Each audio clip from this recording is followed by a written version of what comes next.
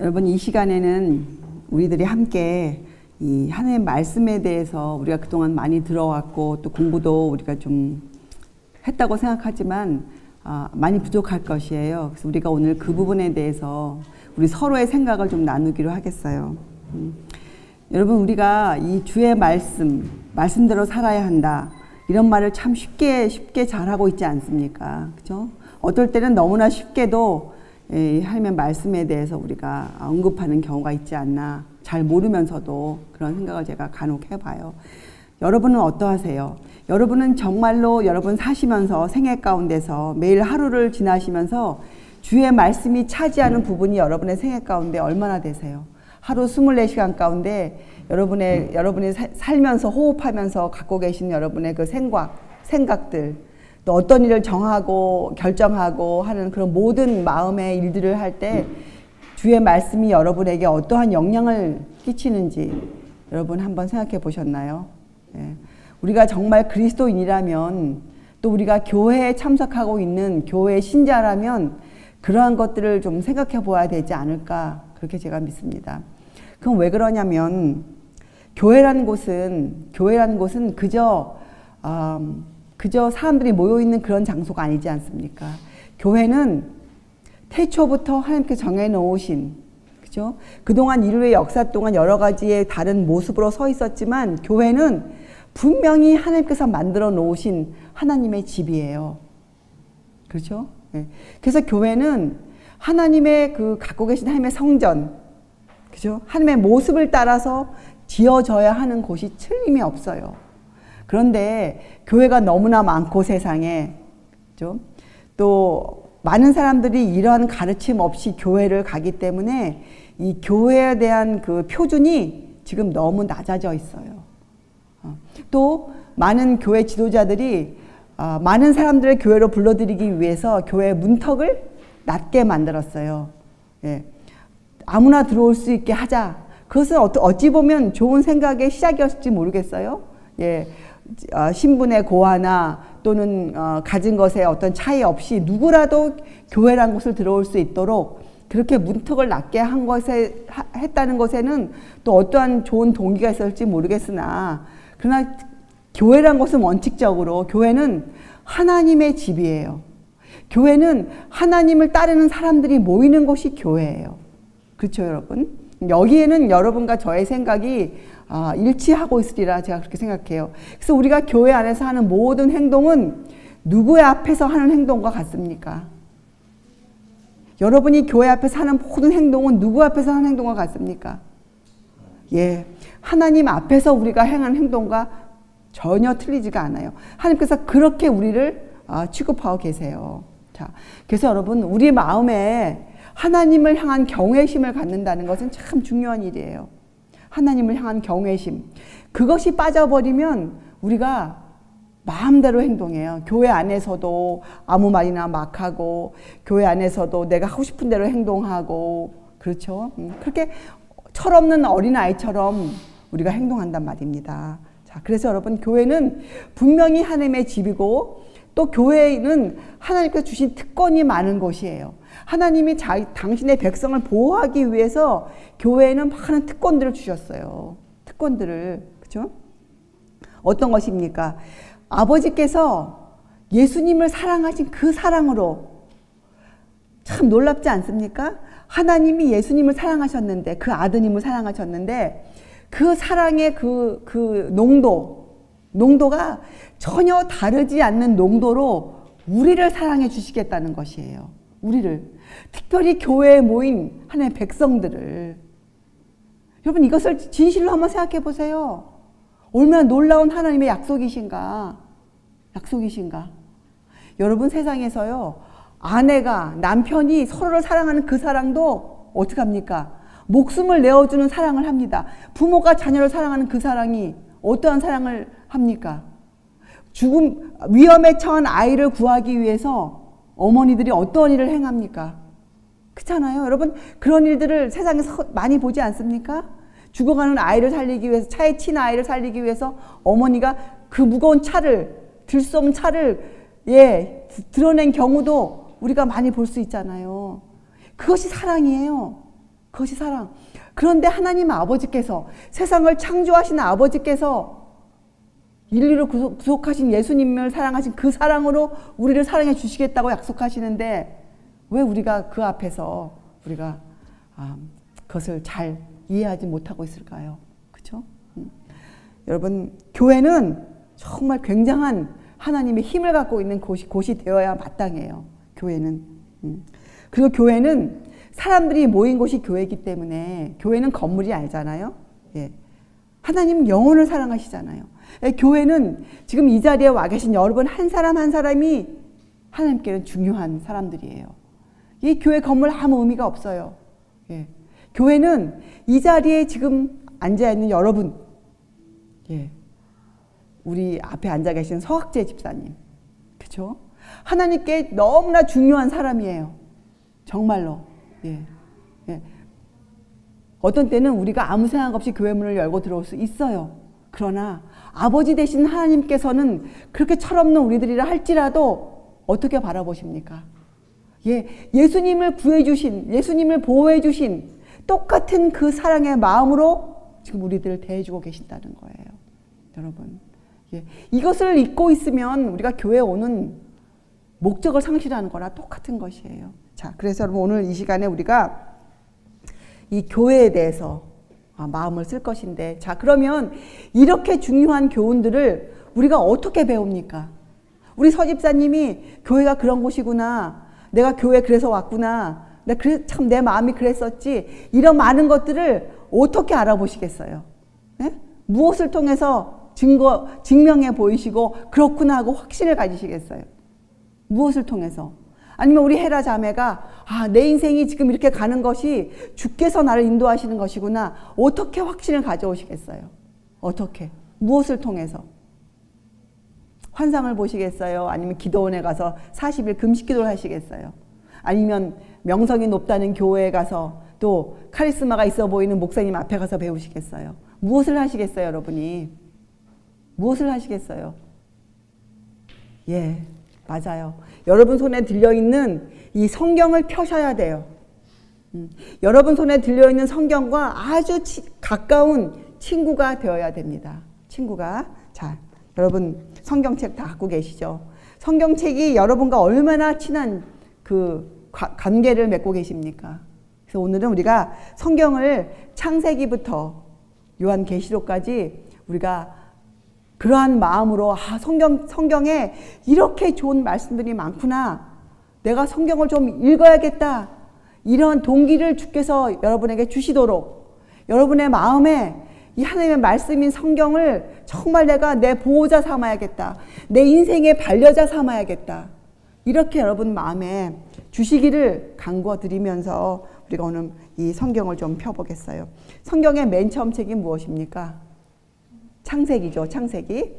우리 서집사님 성경을 펴세요. 맨 처음 성경. 맨 처음에 성경책이 무엇입니까?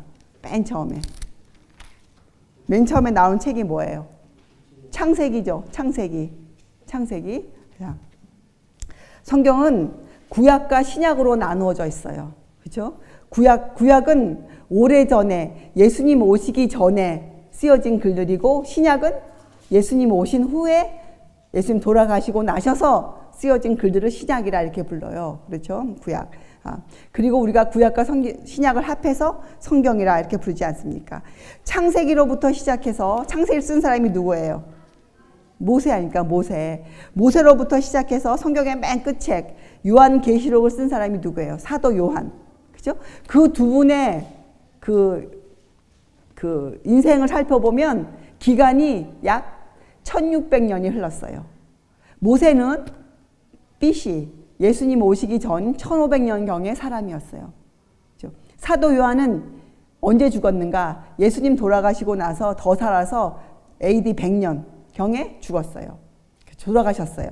두 분 사이에 기간이 1600년이 1600년. 그렇죠? 그러니까 이 성경책 한 권이 쓰여진 기간이 이 안에 쓴 사람들, 물론 내용은 지만 이것을 쓴 사람들은 1600년의 차이가 있었어요. 그죠?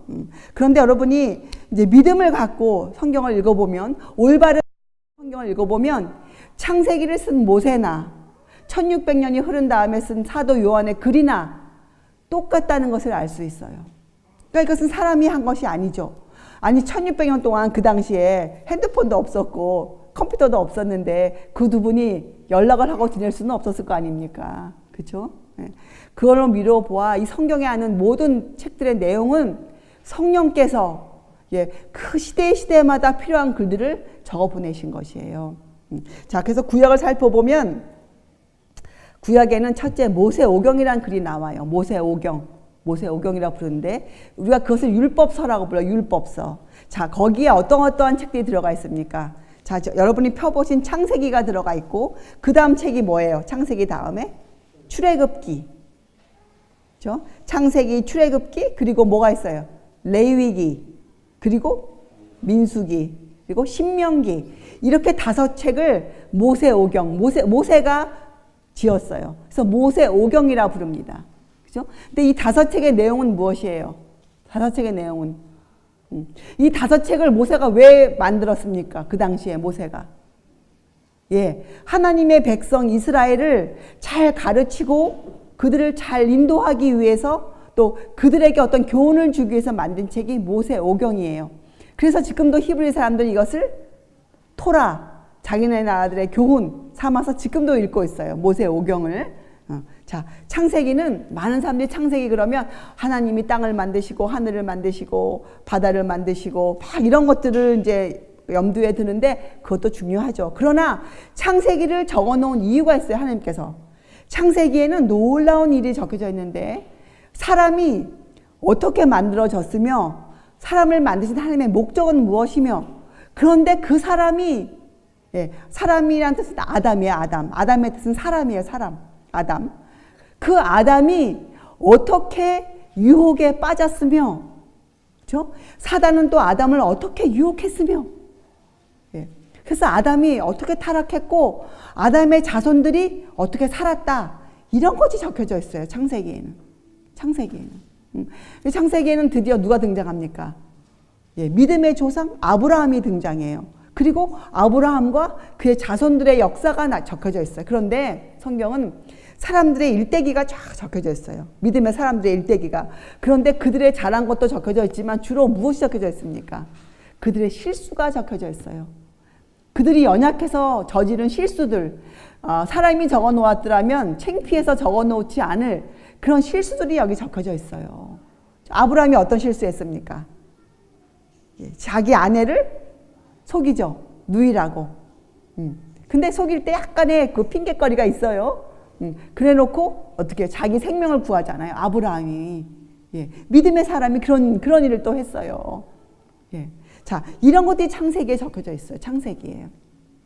자, 출애굽기는 무엇이 적혀져 있습니까? 출애굽기. 이걸 우리가 왜 공부하냐면 우리가 성경을 읽을 때 말씀을 펼 때 경외심을 갖고 읽어야 돼요. 이 성경이 옳아? 틀려? 맞아? 이게 뭐야? 이것이 아니죠. 주의 말씀으로 우리가 경외심을 갖고 도대체 성경은 하나님께서 나에게 어떠한 교훈을 주시려고 그러시는가. 우리가 하나님께서 주시는 교훈과 내 마음의 동기가 맞아야 돼요. 맞아야 우리가 올바른 교훈을 가져올 수가 있어요. 성경은 여러분 마음대로 이것저것 펴보는 그런 책이 아니에요. 성경을 대할 땐 여러분의 자세가 굉장히 중요해요. 성경은 하나님의 글이기 때문에 세상을 만드신 그분께서 세상을 심판하실 그분께서 교훈하신 교훈집이에요. 여러분 디모데후서에 뭐라고 나왔습니까? 성경에 대해서. 성경은 사람을 교훈과 책망과 바르게 함과 의로 교육하기에 유익한 책이라 이렇게 표현해 놓았어요. 우리를 교훈하세요. 책망하세요. 바르게 만드세요. 우리에게 뭘 주시기 위해서요? 하나님의 의, 하나님의 선하심을 우리에게 주시기 위해서 성경을 주셨어요. 쉬운 말로 하면 우리를 하나님과 닮은 사람, 하나님처럼 유익이 되는 사람들로 만들기 위해서 성경을 주셨단 말이에요. 그렇죠? 그래서 디모데후서 3장 17절에 이렇게 얘기하잖아요. 그 이유는 너희로 하여금 하나님의 사람으로 온전케 하며 모든 선한 일을 행하기에 온전케 하려 하심이라. 이렇게 적어 놓았어요. 여러분 선한 사람 되고 싶으세요? 여러분 정말 선한 사람 되고 싶으시면 성경을 여러분의 정말 친구 삼으셔야 돼요. 그렇죠? 예, 경외하심을 가지고 성경을 대하세요. 자, 이것이 창세기였어요. 자, 출애굽기는 어떤 책이에요? 출애굽기 그러면 여러분, 저도 이거 헤어나오는데 한참 걸렸어요. 오래전에 보아둔 영화. 그 한 편 때문에 제가 이 출애굽기의 그 온전하신 뜻을 가지는데 참 방해받았어요. 제가 어렸을 때 받은 놀라운 영화가 10개였거든요. 10개. 그 10개 때 본 출애굽기의 장면이 저에게 너무나 큰 영향을 주었기 때문에 제가 이 출애굽기라는 책을 이해하는데 참 시간이 걸렸어요. 여러분, 출애굽기는 그렇게 애굽에서 나오는 엑소도스만을 가리킨 책이 아니에요. 출애굽기의 포인트는 뭐냐? 출애굽기의 포인트는 뭐예요? 그 백성은 이미 창세기에서 시작하잖아요. 창세기에서 그렇게 어렵게 빼내온 그 백성을 하나님이 이제부터 가르치셔야 되는데 그들에게 가르치시게 주신 교훈이 있었잖아요. 그때 등장하는 것이 뭐예요? 십계명, 하나님의 법이 등장해요. 출애굽기는 하나님의 법을 비로소 우리들에게 펴주신 책이에요. 출애굽기. 그렇죠? 하나님의 법. 누구에게 법을 주셨어요? 세상에서 나온 하나님의 백성들에게 그 법을 주셨어요. 그리고 법을 주셨습니까? 법과 더불어 무엇을 주셨어요? 예? 법과 더불어 성소를 주셨죠. 자, 우리에게 무엇을 주셨어요? 교회는 어떤 곳이에요? 교회의 시작이 어디였습니까? 성소죠, 성소. 자, 하나님의 백성에게 교회를 주신 이유가 출애굽기에 자세히 나와 있어요. 출애굽기에. 그럼 여러분이 출애굽기를 읽어야겠습니까? 교회를 알기 위해서 출애굽기를 꼭 읽어야 돼요. 그렇죠? 창세기와 출애굽기를. 자, 레위기는 어떤 책이에요? 레위기에 보면 양을 잡아 죽이는 제사들이 쭉 나와 있어요. 그렇죠? 자, 레위기는 성소를 주시고 출애굽기에서 그 성소에서 봉사할 제사장들 너희들이 어떻게 제사를 드려라 하는 그 법을 주신 것이에요. 레위기서. 그래서 레위기서는 이 시대의 복음서라고 부르는 이유가 바로 규례를 담고 있기 때문에 그래요. 규례. 예. 하나님의 어린 양 되시는 예수께서 어떻게 돌아가실 것이라는 것을, 어떠한 봉사를 하실 것이라는 것을 적혀져 있는 책이 레위기예요. 레위기. 예수님의 봉사 사업이 적혀져 있는 책이 레위기예요. 레위기서. 자, 그러면 민수기는 어떤 책이에요? 민수기. 그 다음에 민수기는 38년 9개월 동안, 그죠? 이스라엘 백성이 이제 출애굽해서 나와서, 그죠? 하나님의 법을 배우고 법으로 가르침 받았어요. 그러나 여러분, 가르침이란 것은 배우는 것으로 부족하죠. 가르침이 온전해지려면 무엇이 있어야 됩니까? 가르침이 온전해지려면 무엇이 있어야 돼요? 예, 배운 것을 그대로 행하는 일이 이루어져야죠. 그렇죠? 이스라엘 백성을 광야에서 38년 9개월 동안 뭐 했냐? 그들이 뭐 했을까요? 예, 모세를 통해 배운 하나님의 법, 성소에서 어떻게 제사를 지내야 한다, 이런 것들을 어떻게 그들이 연습했어요. 연습. 그것이 민수기예요. 민수기. 자, 신명기서는 어떤 책이에요? 신명기서는 2달 동안 이제 있는 일인데, 신명기서는 이 모세의 유언서예요. 모세의 유언서. 예. 모세 고별사예요. 모세가 백성들을 떠나면서 그 백성들에게 무엇을 다시 한번 상기시켜 줍니까?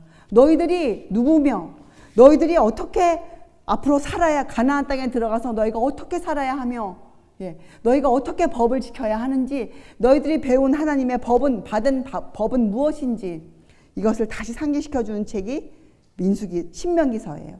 그래서 여러분, 이 모세오경은 아주 예전에 쓰여진 책이지만, BC 1500년경에 쓰여진 책이지만, 지금의 우리들, 이 교회에서 성공해야 하는 우리들에게 필수 독서예요. 우리가 필수로 읽어야 되는 책이 모세오경이에요. 모세오경. 그렇죠? 자, 그 다음에 나오는 책이 무엇이에요, 여러분? 살펴보세요. 무슨 책이 적혀져 있어요? 예, 여호수아서. 여호수아는 누굽니까? 모세의 뒤를 이어받은 지도자였어요. 자, 여호수아서는 모세오경을 따라 산 사람들의 삶이 적혀져 있어요. 그렇죠? 그러니까 모세오경을 잘 모르면 여호수아서만 읽고 그 주제를 파악하기가 쉬울까요? 어려울까요? 당연히 어렵겠죠. 모세오경에 대한 이해가 있어야 여호수아서가 주는 교훈을 우리가 가져올 수 있어요. 그렇죠? 자, 그것이 여호수아서예요. 여호수아서는 모세 오경의 결론을 지어준 책이에요. 그러니까 모세 오경에 따라서 배운 그 이스라엘 백성들이 가나안 들어가서 어떻게 살았다. 그들의 실수가 적혀진 책이 또 여호수아서예요. 여호수아서. 자, 그리고 어떠한 책들이 거기에 나옵니까? 사사기, 그렇죠? 룻기 이런 책들이 나오죠. 예. 이러한 책들은 글들인데 역사서들인데 시작되는 부분인데 역사서 사사기는 이스라엘의 여호수아 다음으로 지도자가 비었을 당시에 짤막짤막하게 지도자가 된 사람들의 실수들이 적혀져 있는 책이 또 사사기예요. 사사기. 룻기는 그 다음에 나오는 책, 사무엘에 대한 책, 사무엘 선지자가 쓴 책, 사무엘 상하를 알려주기 위한 하나의 서론적인 책이 룻기예요. 룻기. 자, 그리고 그 다음에 이제 어떠한 책들이 나옵니까? 여러분 보면 사무엘 상하가 나오죠. 그 다음에 무슨 책이 나와요? 열왕기 상하. 그죠? 그 다음에 역대 상하, 역대하 이렇게 나오잖아요. 이건 무슨 책들이에요, 여러분? 예, 이스라엘의 선지자가 된 사무엘이 본 이스라엘 역사, 사무엘이 겪은 그의 경험, 사무엘 상하. 그 다음에 나오는 책들은 사무엘의 뒤를 이어서 이스라엘의 왕이 된 사람들, 이스라엘과 유다의 왕이 된 사람들의 업적들이 적혀져 있는 열왕기 상하, 역대 상하 이렇게 적혀져 있죠. 열왕기 상하에는 두 나라 이스라엘과 유다 왕들의 일들이 적혀져 있는데 또 역대 상하가 있는 이유는 빠진 것들이 좀 있어요. 그것들을 보충해 주는 것으로 역대 상하가 적혀져 있어요. 자, 그리고 이제 그게 역사서죠. 그런데 이 역사서들이 한 이유, 이 성경에 적혀져 있는 이유가 있어요. 역사서들이 왜 하필 이스라엘의 역사가 여기 적혀져 있을까요? 당연하죠. 그들이 누구였습니까?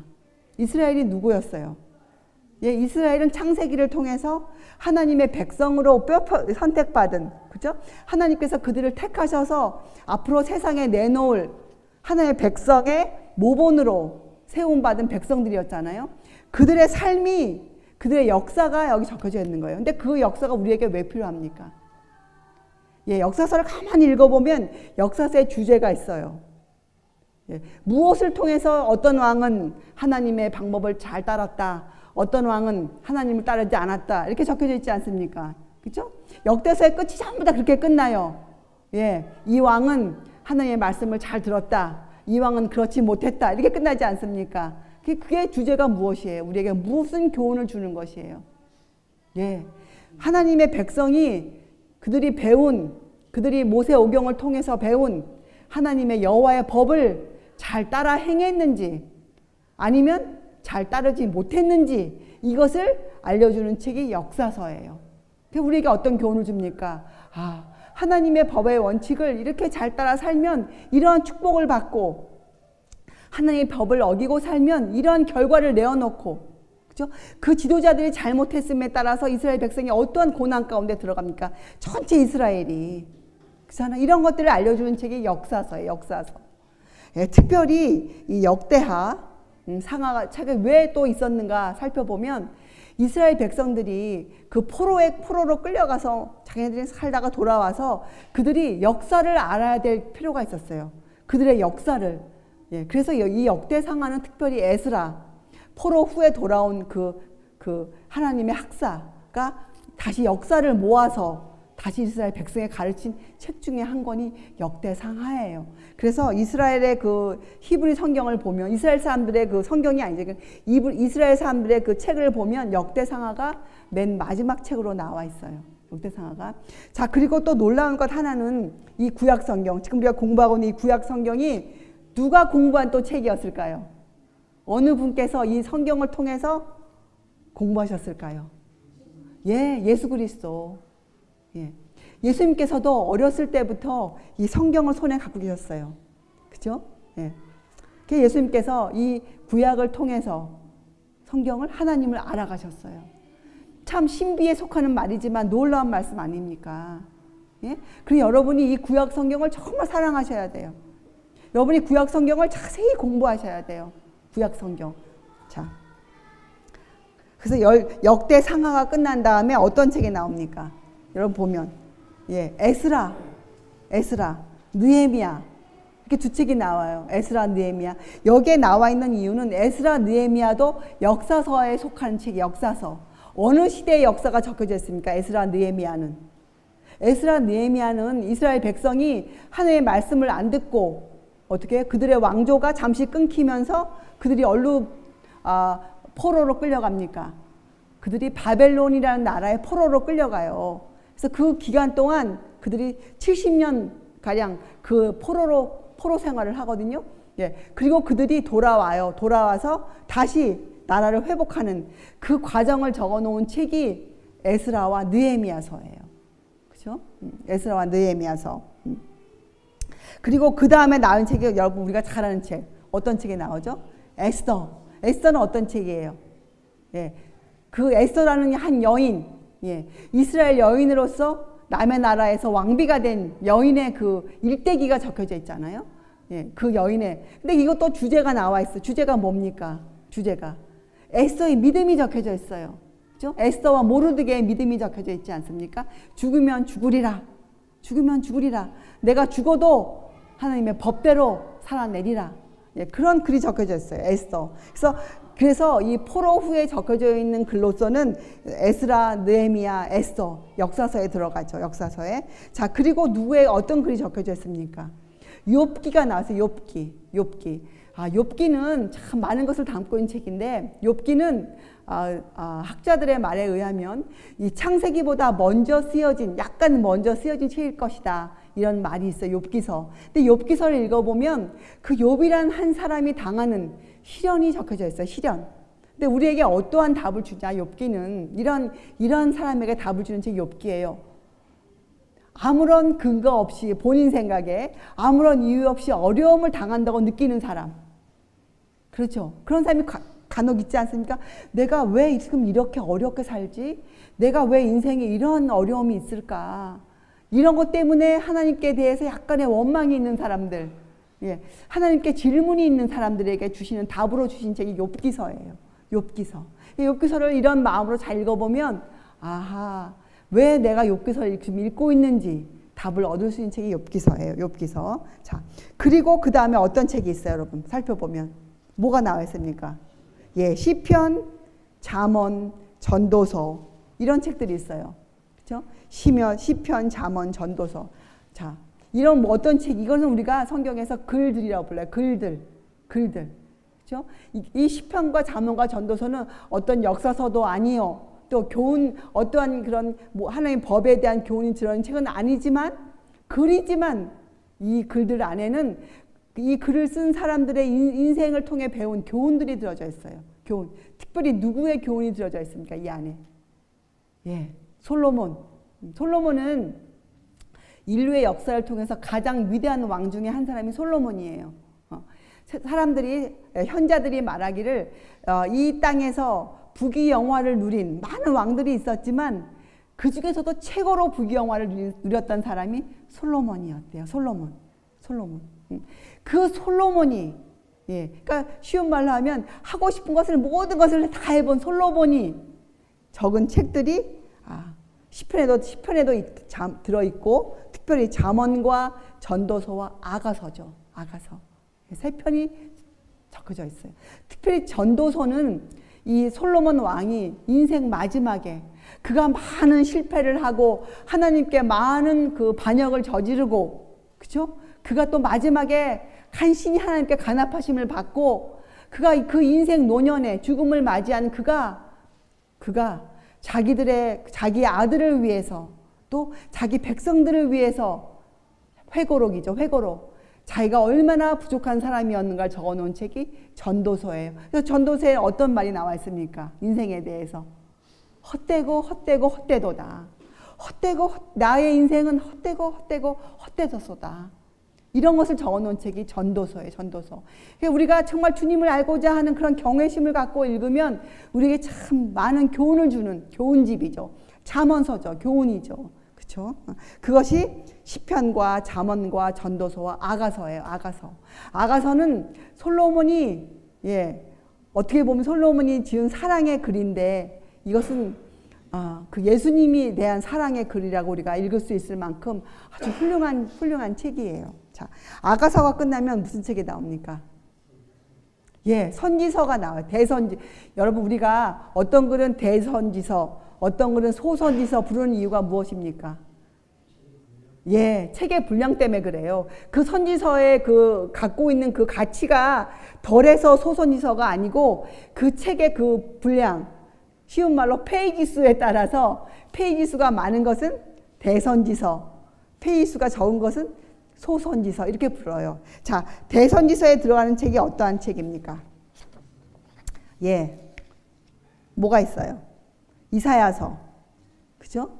예레미야서, 에스겔서, 예, 이렇게 세 책을 우리가 대선지서라 불러요. 선지자들, 여러분 선지자가 누굽니까? 선지자. 예, 하나님의 말씀을 받은 사람들이에요. 하나님의 말씀을 받은 선지자. 그런데 저는 이 글을 읽으면서 이런 마음이 들었어요. 선지자들은 그 당시에 개혁자들이었어요. 개혁자. 선지자들은 하나님의 말씀으로 그 당시에 잘못되어 있는 생활상, 사람들의 습관, 잘못된 사상들을 개혁한 사람들이었어요. 그렇죠? 백성들에게 하나님의 말씀으로 지금 너희들이 잘못 살고 있다. 지금 너희들이 잘못 믿고 있다. 이것을 선포한 사람들이었어요. 그런데 선포로 끝난 것이 아니고 선지자들은 어떻게 살았습니까? 성경에 나와 있죠. 선지자들이 그래. 그들이 어떻게 살았어요? 말씀 그대로 살았어요. 말씀 그대로. 여러분 호세아 선지자, 소선지자 했겠지만 호세아는 어떻게 살았습니까? 하나님의 말씀을 선포하기 위해서 어떻게 살았어요? 그런 여인을, 예, 창녀를 자기 아내로 삼았어요. 하나님의 말씀을 선포하기 위해서. 선지자들은 그 당시에 개혁자들이에요. 선지자들은 받은 말씀을 자기의 삶으로, 생애로 이루어낸 사람들이에요. 그런데 선지자들의 삶을 살펴보면 개혁자들이었음에도 불구하고 굉장히 온순한 사람들이었어요. 온유한 사람들이었어요. 자, 여기에서 우리가 오늘 한 가지 우리의 생각을 바꿉니다. 우리는 보통 개혁자 그러면 어떠한 선입견을 갖고 있습니까? 여러분, 우리 서희선님 개혁자 그러면 어떤 생각을 하세요? 개혁자 그러면 그렇죠. 강한 사람, 뭐 때려 부시고 틀린 걸 고치고 뒤집는 사람 이렇게 알고 있잖아요, 우리가. 그래서 이런 말을 하는 사람이 있어요. 예수님을 잘 믿으려면 뒤집어져야 된다. 이렇게 말하는 사람도 있는데 틀렸습니다. 틀렸어요. 틀린 말이에요. 자, 개혁자들, 선지자들의 삶을 보세요. 그들은 주의 말씀에는 그것을 선포할 때는 아주 강한 사람이었지만 그 말씀을 행할 때에는 너무나도 온순한 사람들이었어요. 주님의 사랑을 그대로 실천한 사람들이었어요.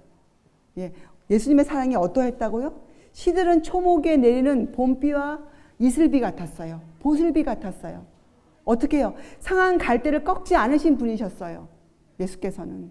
그죠? 그렇게 살아간 사람들이 개혁자이셨어요. 선지자들이셨어요. 선지자. 그래서 여러분, 개혁자들은 굳이 강해야 될, 세상이 보는 그런 강인성을 갖고 있을 필요가 없어요. 단 하나 강인함이 필요하다면 어디에 강인해야 될까요? 하나님의 원칙에 단단히 서 있는 사람들이 선지자들이셨어요.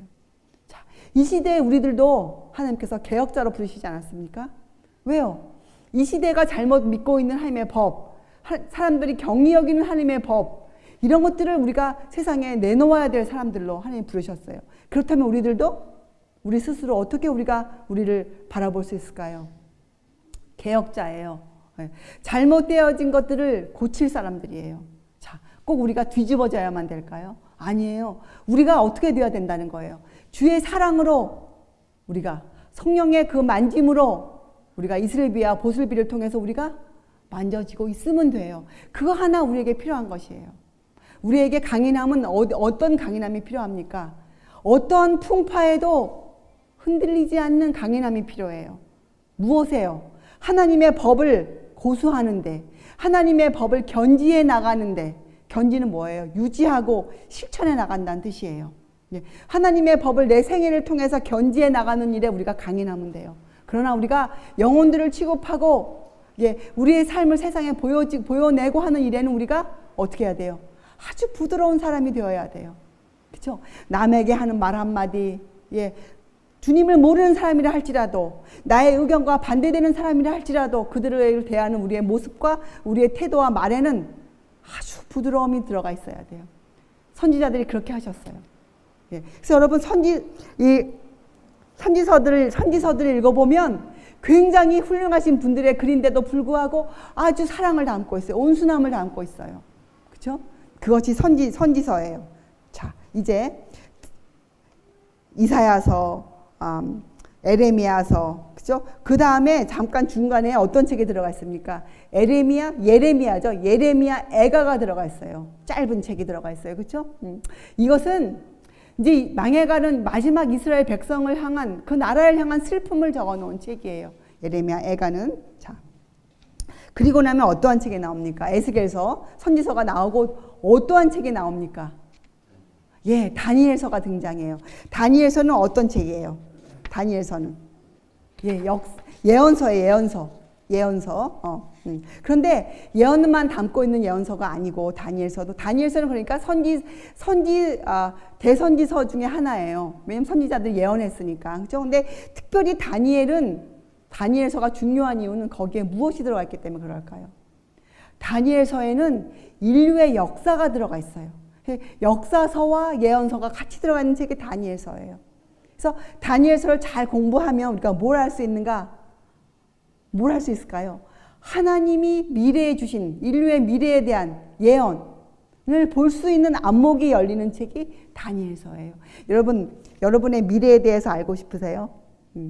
우리가 어떻게 될 것인지, 이 지구가 어떻게 될 것인지 알고 싶으신 분들은 다니엘서를 꼭 읽으셔야 돼요.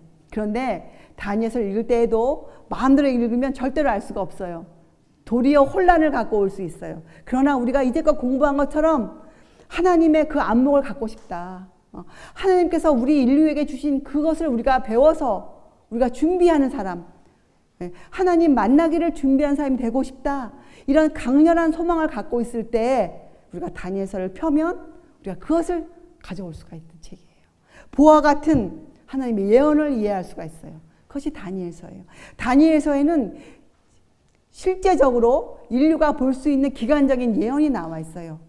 예, 이스라엘 백성이 언제 어느 때에 너희들이 끝난다라는 그런 기간적인 예언, 70주일에 대한 예언이 나와 있어요. 또 어떤 예언이 들어가 있습니까? 예, 예수님을 대적할, 예, 세상을 배도로 이끌어갈 사단의 대리자 역할을 할 짐승의 표를 내릴 그 짐승의 그 정체가 나와 있어 다니엘서에. 그리고 그 짐승을 알 수 있는 많은 것들이 다니엘서의 증거로 들어가 있어요. 그렇죠? 또 그 짐승이 가지고 있을 그 기간적인 예언, 이 1260년에 대한 기간이 또 나와 있어요. 또 드디어 어떠한 예언이 나와 있습니까? 어느 시대가 마지막 시대가 될 것이라는 걸 알려주는 2300주야라는 예언이 들어가 있어요. 실제적인 그 연도수가 들어가 있어요. 연도수.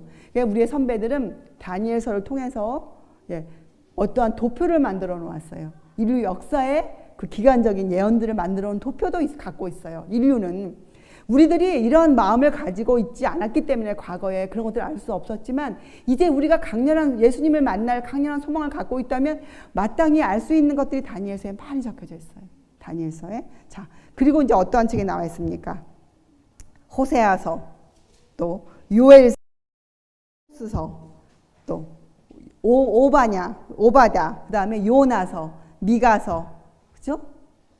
또 어떤 서가 있어요? 예, 나훔, 하박국, 스바냐, 학개, 스가랴, 말라기. 이렇게 12권의 소선지서가 들어가 있어요.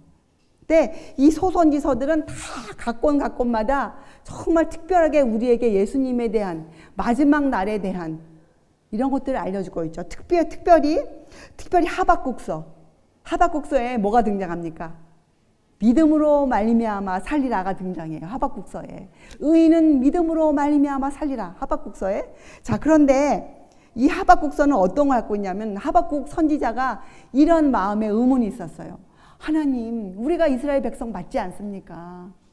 그런데 우리는 이렇게 지금 망해가는데 저 다른 나라들은 하나님을 모르는데 왜 잘 삽니까?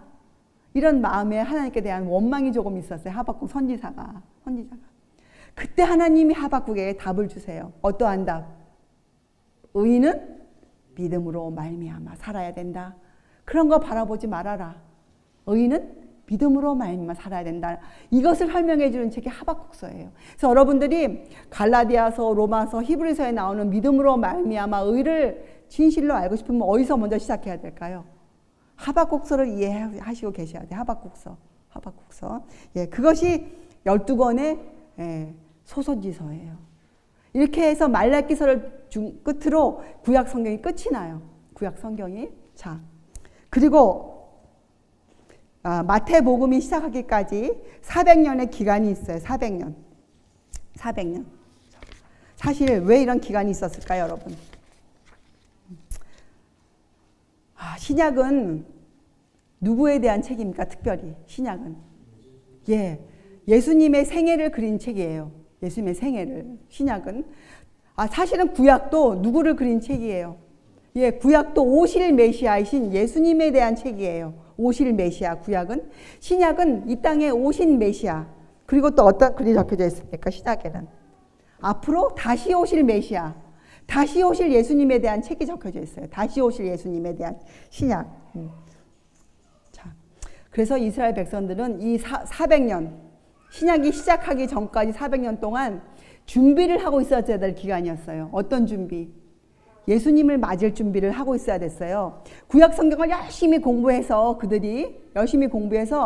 예수께서 탄생하실 때 그들은 예수님을 알아볼 수 있었어야 했어요.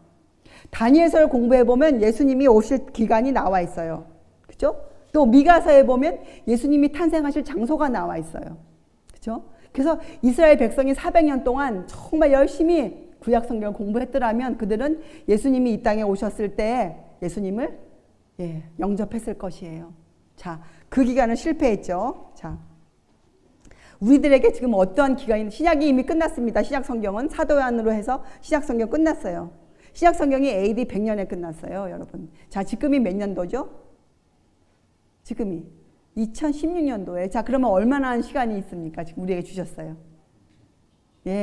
almost 2000년 시간 주셨어요, 우리에게. 2000년.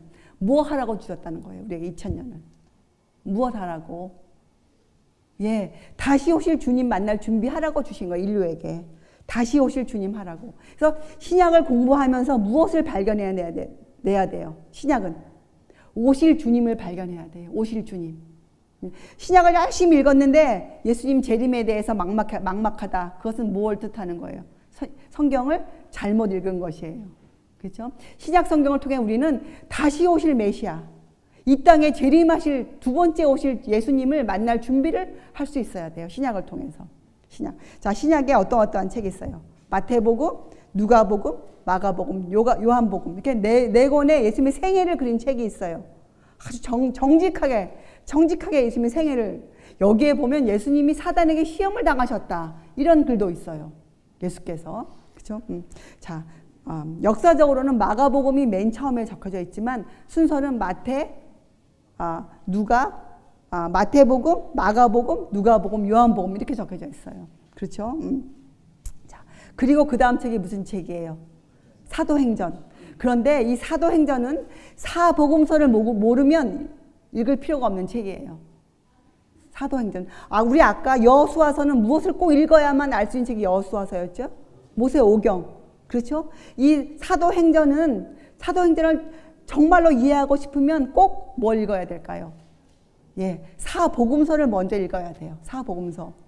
왜요? 사도행전은 복음서에 나오는 사람들, 예수님에 대한 이해를 한 사람들이 살았던 삶을 적어놓은 삶이기 때문에 그러하죠. 사복음서는. 자, 그리고 이제 사복음서가 끝나고 사도행전이 끝나면 어떤 책이 나옵니까? 드디어 이 바울 선생님의 책들이 나와요. 바울 선생님. 순서는 여기에 로마서가 맨 처음 등장하죠. 로마서, 고린도 전후서, 갈라디아서, 에베소서, 그리고 빌립보서, 골로새서, 데살로니가 전후서, 디모데 전후서, 디도서, 빌레몬서, 히브리서 이렇게 등장해요. 자, 그런데 이 모든 책 정말 주옥 같은 책들이에요. 이 바울 서신서는. 그렇죠? 그런데 여러분 맨 처음 적혀진 책이 데살로니가 전후서였어요. 맨 처음 바울 선생님 맨 처음 적은 책이 데살로니가 전후서였는데 그 이유가 뭐였을까요? 내용이 뭡니까? 그 책의 내용은 놀랍게도 그 책의 내용은 예수님의 재림에 대해서 적혀져 있어요. 재림에 대해서. 예, 맞아요. 바울 선생님은 예수님을 깨닫고 그분의 가르침을 그대로 살아내신 분이시잖아요. 예, 바울 선생님은 뒤집어져서 예수님을 믿은 분이 아니에요. 바울 선생님은 그 마음에 간절한 동기가 있었기 때문에 예수님을 만나신 분이셨어요. 그렇죠? 또 그리고 그렇게 사셨어요. 그분께서. 자, 바울 선생님은 왜 이 데살로니가 전후서를 먼저 쓰셨을까요? 그 당시 사람들, 예? 그 AD 한 51년경인데, AD 51년. 예수님이 언제 돌아가셨어요? 예, 33년에 돌아가셨는데, 그 오래지 않은 세월 후인데도 불구하고 사람들이 예, 이 신약 성경이 갖고 있는 재림에 대한 주제를 잃어가고 있었기 때문에 예, 바울 선생님이 예수님의 재림에 대해서 예, 이런 글을 남겨놓으셨어요. 그 당시 사람들에게도. 예? 그 당시 사람들에게도. 그리고 이 여러분 고린도 전후서를 공부해 보면 참 우리에게 꼭 필요한 책인데 고린도 전후서는 그 당시 사람들에게 실제적으로 너희가 어떻게 먹고 마시며 살아야 된다. 이걸 가르쳐준 책이 고린도 전후서예요. 그래서 우리가 공부를 진실로 해보면 지금 우리에게 적용시킬 수 있는 것들이 참 많아요. 그렇죠? 자, 그리고 우리가 잘 아는 책 로마서, 갈라디아서 뭐예요? 의인은 믿음으로 말미암아 살리라. 이것에 대해서 예, 율법과 복음의 관계. 지금 많은 종교계가 갖고 있는 잘못이 뭡니까? 하나님의 율법에 대한 잘못된 이해 아닙니까? 하나님의 율법에 대한 잘못된 이해. 예, 그 당시에도 그런 조짐이 있었어요. 그래서 사도 바울이 예, 특별히 마지막 시대의 선지자로 사도로 부름받은 이 사도 바울께서 이 율법과 복음의 관계, 그렇죠? 또 율법의 행위, 믿음의 법 이런 것들에 대해서 자세하게 적어놓은 책이 갈라디아서와 로마서예요, 그렇죠? 그리고 에베소서, 빌립보서, 골로새서는 이 빌레몬서와 함께 이것은 옥중서신서, 감옥에서 적은 책이죠. 감옥에서 자기가 세워놓은 그 교회들에게 보내는 글들이에요. 그렇죠? 읽어보면 정말 놀라운 교훈을 담고 있어요, 여러분. 이 빌립보서 같은 곳을 보세요. 빌립보서는 어떻게 교회가 시작되었습니까? 빌립보서는 어떻게 교회가 시작되었어요? 예, 사도 바울이 감옥에 갇혔어요. 감옥에 갇혀서 매를 많이 맞고 감옥에 갇혔는데 그 감옥에서 있었던 바울의 그 온화한 모습 때문에, 그죠? 그 감옥에서도 바울 선생님의 그 그리스도를 닮은 모습 때문에 감동을 받은 그 감옥의 간수들. 예. 여러분 지금도 그때도 그렇지만 이 감옥에서 감옥에 갇힌 사람들을 대하는 사람들은 좀 거칠잖아요. 그렇죠? 그런 사람들이 감동을 받아 세워진 교회가 빌립보서예요. 빌립보서. 그렇죠? 자, 그리고 디모데 전후서. 디모데 전서에는 이 우리 교인들이 어떠한 믿음이 있어야 된다. 이런 원칙이 적혀져 있어요. 여러분 집사, 우리 다 집사죠. 하나님의 집사. 근데 거기에 보면 이런 거 있어요. 집사의 자격이 있어요. 뭐라고 나와 있나요? 뭐라고 나와 있습니까? 집사는 깨끗한 양심을 가지고 있어야 돼요. 그리고 믿음의 비밀을 갖고 있어야 돼요. 믿음의 비밀. 다른 말로 뭐예요? 예수께서 누구신가를 알고 있는 사람들이 하나님의 집사가 된다. 이렇게 적혀져 있어요.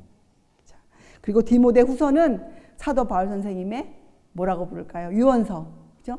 마지막으로 쓴 글, 유언서. 이제 로마에서 곧 순교당할 그런 입장에 쓴 글이 디모데 후서죠.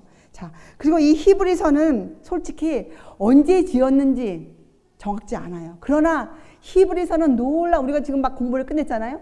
히브리서는 놀라운 이 하나님의 교리, 예, 우리의 믿음의 근간을 잡아줄 수 있는, 예, 구약과 신약을 통틀어서 우리를 의인으로 살 수 있게 해줄 수 있는 놀라운 교리가 들어간 책이 히브리서예요. 히브리서.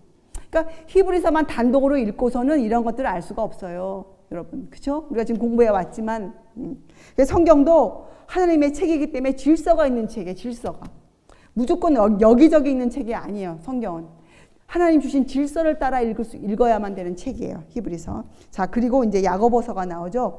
야고보서는 누구의 책입니까? 예수님 살아계실 때에는 예수님 안 믿었어요. 예수님 무시했어요. 예, 예수님의 형제 야고보. 그렇죠? 예수님께는 여러분 친형제가 없으셨어요. 역사를 살펴보면 예수님은 마리아가 예수님을 낳고 나서 마리아에게는 자녀가 없었어요. 근데 어떻게 예수님께 형제가 있을 수 있었을까요? 예수님께 예수님의 아버지 육신의 아버지였던 요셉은 나이가 많은 사람이었어요. 요셉이 마리아와 결혼을 할 때 이미 요셉에게 자녀들이 있었어요. 요셉에게. 그렇죠? 그래서 이 예수님의 형제 야고보. 그러니까 성경에 살펴보면 예수님의 형제가 4명 나오죠. 그렇죠? 그리고 또 자매들이 있었다고 나와요. 자, 그래서 이 야고보서는 예수님을 하늘로 승천해 보내고, 예수님의 그 어린 시절과 그분의 생애를 상고해 보면서 정말 그분이었다 하는 그 예수님의 형제 야고보 선생님의 정말 피를 토해내는 그런 복음서예요. 그죠? 자, 그리고 나오는 글이 베드로 전후서. 여러분, 베드로는 누구십니까? 베드로 사도만큼 정말 많은 것을 우리에게 가르쳐 주신 분이 없죠. 베드로. 그 베드로가 그렇게 충동적이었고, 말이 많았던 베드로가 하나님의 사랑으로 새 사람 되어서, 사도가 되어서, 우리에게 남긴 글이에요. 근데 그 베드로 전후서의 마지막 글이 뭔지 아세요, 여러분? 내용이 이거예요. 너희가 어떠한 사람이 되어야 마땅하겠느냐. 너희가 예수님의 재림을 사모하기 위해서 너희가 어떠한 사람이 되어야 하겠느냐. 이것이 그분의 그 생애의 마지막 고백이에요. 사도로 베드로 선생님의. 그죠? 어떠한 사람이 될까? 어떠한 사람이 되어라. 제발 이러한 사람이 되어라. 그것이 그분의 사랑의 가르침이죠. 그리고 나오는 글이 뭐예요? 요한 1서, 요한 2서, 요한 3서. 이것은 누구예요? 예수님의 첫 제자 중에 한 사람. 베드로도 첫 제자가 아니었어요? 첫 제자는 누구였어요? 2사람이었죠. 사도 요한과 안드레. 베드로 선생님의 밑에 동생이었던 안드레와 요한이 첫 제자 2사람이었어요. 예수님의 첫 제자. 그 중에 한 분, 사도 요한. 요한은 어렸고 아주 사랑이 많았지만 또한 어떤 성품이었어요? 성경에 보면 우레의 아들이라는 별명을 갖고 있어요. 우레의 아들. 우레가 얼마나 큽니까? 그렇죠? 그렇게 이분도 한 성격 하시는 분이었어요. 근데 이분이 예수님의 사랑의 사도 요한이 되었죠. 그래서 이 요한 1, 2, 3서는 사랑에 대한 글이에요. 사랑에 대한 것. 자, 이제 그리고 나면 어떤 글이 나옵니까? 이거는 한 장뿐이 없는 책이에요. 잘 읽혀지지 않는 책인데 유다서가 나오죠. 유다. 이 유다는 누구예요? 유다. 이분도 예수님의 형제 중에 한 사람이었어요. 유다. 근데 여러분, 유다는 짧은 책이지만 유다에 어떤 글이 나옵니까? 아담의 7세손 에녹에 관한 글이 나와요. 에녹. 그래서 우리가 읽어보면 구약을 이분들이 참 구약에 대한 이해가 있었구나. 이렇게 우리가 이해할 수 있는 책이 유다서. 자, 그리고 드디어 어떤 책이 등장합니까? 맨 마지막 책. 요한계시록이 등장해요. 요한계시록. 자, 그렇기 때문에 여러분, 요한계시록은 우리가 어떻게 됐을 때야 비로소 요한계시록을 이해할 수 있을까요? 그 앞에 나와 있는 모든 책의 주제들을 우리가 알고 있어야 요한계시록을 온전히 이해할 수 있는 책이 요한계시록이에요. 요한계시록만 잘못 이해하면 어떻게 될까요?